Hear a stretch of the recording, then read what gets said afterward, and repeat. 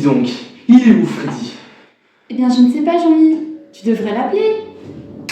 Bonne idée. Et dis donc Freddy, t'es où? Eh bien, figure-toi, Jean-Mi, que je me trouve en France. C'est pas notre époque. Et en plus, pourquoi t'es habillé comme un troubadour? C'est très simple, Jean-Mi. Je me trouve en France, mais en 1668, et je viens de me faire dédicacer mon recueil de fables. Tu vas pas m'enguirlander, quand même.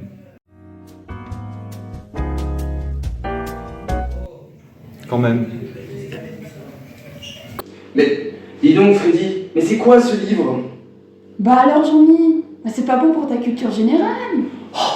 C'est bon, hein, je suis pas fabuliste, je suis fabuleux.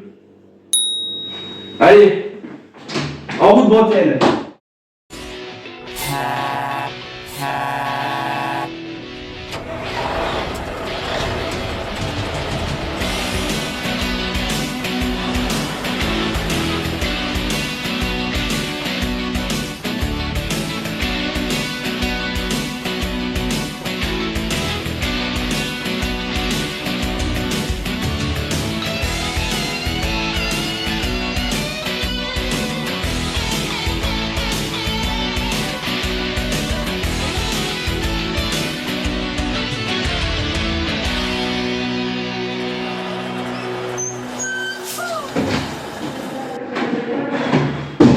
Connais pas Jean de La Fontaine, connais pas Jean de La Fontaine.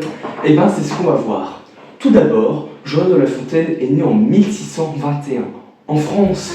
Ah, la France, le pays de la baguette, du fromage, du vin, du bateau à vapeur. Ah, la baguette, le fromage.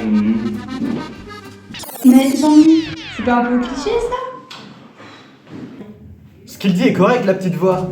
Regarde-moi, ces beaux citoyens avec des bérets, des baguettes sous le bras. Ah, quelle France. Une baguette bien cuite, s'il vous plaît, monsieur. Ça vous fera un denier, s'il vous plaît. Mince, j'ai oublié mon porte-monnaie, Jean-Mi.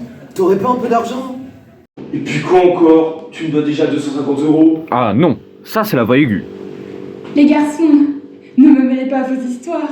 D'ailleurs, j'ai une machine à faire. Je reviens. La voix aiguë, elle porte des vêtements? Faut croire, Jean-Mi. Mais dis donc, il portait quoi, lui, Jean de La Fontaine? On s'en fout de comment il est habillé. De toute façon, moi, j'aimerais vous réciter la fable que j'ai appris à réciter par cœur. Mais tu nous rabats les oreilles depuis jeudi dernier avec, et on ne sait même pas ce qu'elle veut dire. Eh bien, c'est ce qu'on va voir. Un envoyé du grand seigneur préféré de l'histoire. Un jour, chez l'empereur, les forces de son maître à celles de l'Empire, un Allemand se mit à dire: Notre prince a des dépendants, qui, de leurs chefs, sont si puissants, que chacun d'entre eux pourrait soudoyer une armée. J'avoue, j'aime bien le rôle. Le Chaou, homme de sens, lui dit: Je ne sais pas renommer ce que chaque électeur peut de monde fournir, et cela me fait souvenir d'une aventure étrange et qui pourtant est vraie. Mais, Jamy, cette histoire, alors, est-ce qu'elle est vraie? Eh bien, nous allons voir ça tout de suite. Bonjour Monsieur Fontaine, l'histoire est-elle vraie? Oui. Yeah. Non, mais yeah, À quoi pensiez-vous lorsque vous avez écrit la fable sur les dragons à plusieurs têtes et plusieurs queues? Je sais pas, j'étais bourré. Que pensez-vous de notre émission sur vous? Sur vous, sur moi. Enfin, je veux dire, ce n'est pas la première qui a été faite sur ce grand personnage qui est Jean de La Fontaine, donc moi. Mais pourquoi pas? Tant qu'on parle de moi, j'ai envie de dire. Hein.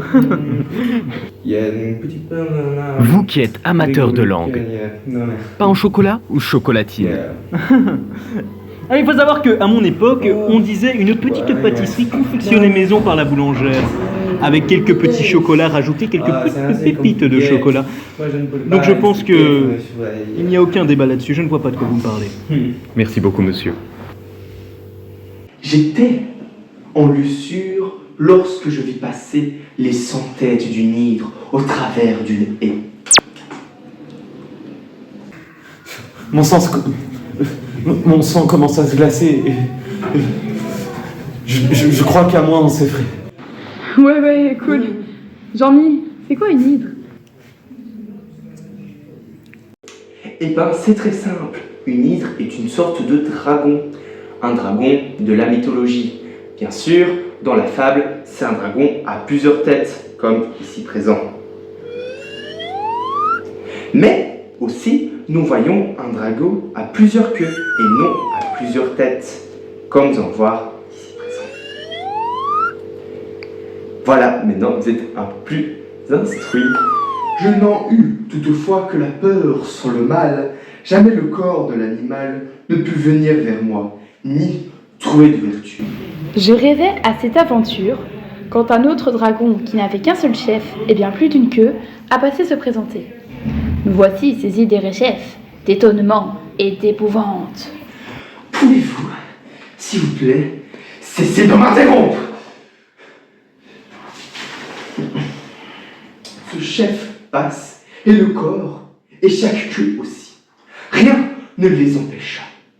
L'un fit chemin à l'autre. Je soutiens qu'il en est ainsi de votre empereur et du nôtre. Très belle histoire, n'est-il pas? Hein? Moralité, que quel que soit l'empire ou l'empereur, peu importe ce qu'il se passe, l'histoire poursuivra toujours son chemin. Et ça, c'est beau.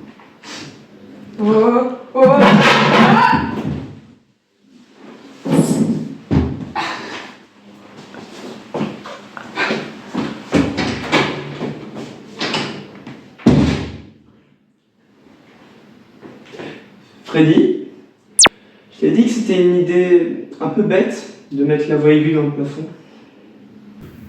Ben, c'est pas de ma faute si elle est tombée sous ton charme.